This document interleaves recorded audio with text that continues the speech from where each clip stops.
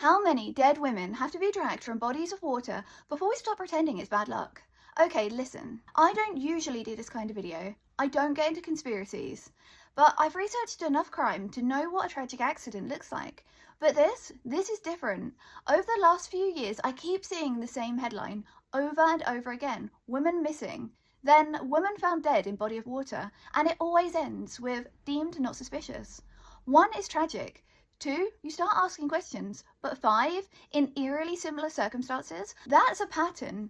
I truly hope that every woman listening will stay with me and hear these facts out, because what's happening isn't okay. So let's look at the cases that caught my eye. Firstly, and the most recognisable, Nicola Bulley, Lancashire, January 2023.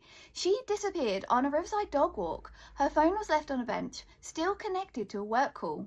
The police declared it non-suspicious before her body was even found. Our second, Gaynor Lord, Norwich, December 2023. She left work mid-afternoon. The CCTV shows her walking calmly, then speeding up. Her coat, shoes, glasses and phone were left out neatly. Her body was pulled from the water 6 days later. Again, not suspicious. No toxicology released and no confirmed cause of death. Another one you'll recognise, Rachel Booth, Cheshire, June 2025. A 37-year-old mother found in a river, Derwent, after being reported missing. No signs of trauma confirmed. Before tox reports are even released, the police said, no suspicious circumstances. Then there's Lucy Charles, the River Dee, January 2024. A 39-year-old woman reported missing just before Christmas. Her body was discovered weeks later, 2.5 miles downstream. One of the only cases with a toxicology report, but it was still reported as a misadventure. The next one, Caroline Anne Staite.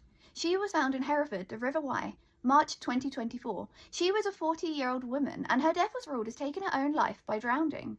No witnesses saw her enter the water. No note was left behind. Something just doesn't add up.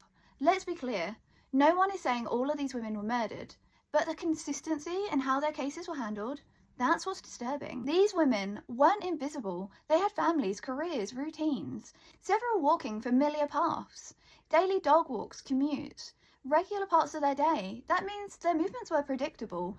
Could this imply that they were being watched? And in some cases, their belongings weren't even lost in the water. They left behind, neatly, deliberately, and on dry ground. That just doesn't fit in with an accidental fall. Police often say there were no signs of trauma, but let's be clear, that doesn't mean there was no foul play. This is a classic misdirection. No visible injuries doesn't mean nothing happened. So stay aware, stay loud, and let's all stop calling it a coincidence. I'm MRG, and you've been listening to Told by MRG, Women in the Water.